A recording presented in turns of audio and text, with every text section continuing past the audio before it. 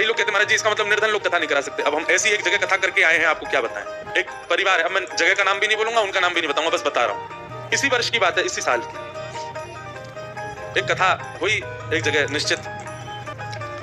तो हम वहां गए कथा करने। जैसे ही हम पहुंचे तो हमारे पंडित जी लोग सब आए।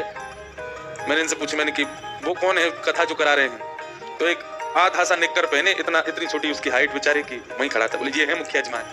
तो मैं उनको देख, मैंने कहा आप मुखिया जजमान हो? बोले हाँ। मैंने बहुत बढ़िया भैया। मैंने कहा आप क्या करते हो?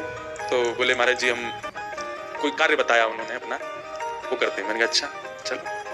जब उनकी व्यवस्था देखी हमने, तो ऐसे बड़े बड़े उद्योगपति भी व्यवस्था नहीं करते, नाक मुंह मुड़ते हैं, ये नहीं होगा, ये नहीं होगा, ऐसे नहीं होगा, ये होगा, हमारी तरह से होगा। महाराज जी को हमने बोला हम जैसे चाहेंगे वैसे बैठेंगे, जहाँ चाहेंगे वहां रहेंगे, हम जब बुलाएंगे तब आएंगे। सब लोग अपना अपना करते हैं, पर ऐसी उत्तम व्यवस्था।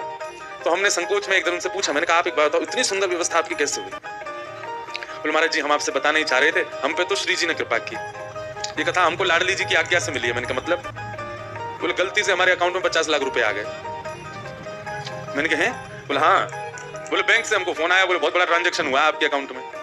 तो हम बैंक गए, बैंक वालों से जाके कहा भैया इतना बड़ा ट्रांजैक्शन आया, गलती से आ गया है, हमारा तो हो नहीं सकता, जिन्होंने भेजा है उनको आप कॉल करो। तो बोले कॉल किया महाराज जी, कोई कम वो था, कोई फाउंडेशन थी, कोई ट्रस्ट था। बोले किसी ने फोन नहीं उठाया। बोले फिर हमने उनको मैसेज डाल दिया। तो बैंक वालों ने कहा देखिए 15 दिन में अगर इनका रिप्लाई आ जाता है और ये लोग अगर अपना पैसा वापस लेने की करते हैं जिज्ञासा तो ठीक है, नहीं तो आप बताओ। बोले नहीं तो हम कथा कराएंगे भैया, इससे और क्या है। बोले महाराज जी 15 दिन तक हमने श्री राधा ये श्यामा जो है किशोरी जी।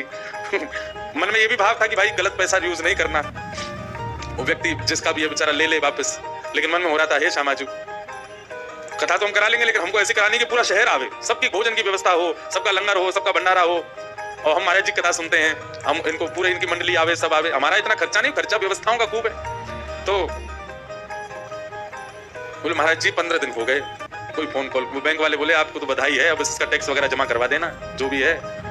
बोले महाराज जी हमने फिर मन बना लिया कि इससे 1 रुपया भी अपने घर के लिए नहीं लगाना, सबसे बोले सब कथा में लगाना। कथा कराई, ऐसी अद्भुत कथा। फिर एक दिन बोले हमारे जी हमारे घर चलो। मैंने की चलो। जब मैं उनके घर गया तो बहुत संपन्न व्यक्ति के यहाँ किराए पे एक कमरे में रहते हैं वो। तो जब मैं घर पे गया तो नीचे जो घर के लोग स्वागत कर रहे, मैंने कहा आपके परिवार? नहीं महाराज जी ये हमारे मकान मालिक हैं, हम तो उनके यहाँ किराए पे रहते हैं। मैंने कहा आपका घर कहाँ है? बोले ऊपर है, हम ऊपर छत पे हमारा कमरा, वहां रहते हैं। ऊपर ले गए, 2-3 कमरे थे, वहां हॉल था। और उनके यहाँ सच में हृदय से ऐसा भाव आया कि सच में इनकी कथा श्री जी नहीं करवाई। अभी भी मिलने आए, बल्कि कोई इंक्वायरी आई, बोले कोई फोन ही नहीं आया महाराज जी, ट्रस्ट वाले डाल के भूल भाल गए, कहाँ गए पैसा।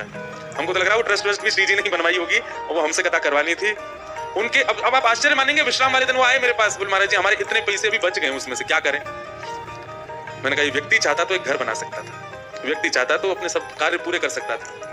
उनके कहीं कर्जे भी चल रहे थे, वो कर्जे भी नहीं चुकाए उन पैसों से। बोले हमारा मन है हमारे जी वृंदावन आकर के बहुत बड़ा भंडारा करते हैं, वृंदावन के सब रसिक संत ब्रजवासी मैंने करो। वृंदावन आकर के उन्होंने भंडारा किया। बड़े बड़े अरब खरबपति लोग 10-10 रुपया बांटते हैं भंडारे में भी, 500-500 रुपए बांट रहे थे सबको। 1 रुपया भी मेरे प्रयोग में नहीं रहना चाहिए, सब ठाकुर जी से। ऐसे ऐसे लोग भी हैं बहुत, हर कथा में एक अनुभव होता है। तो कृपा साध्य है कथा।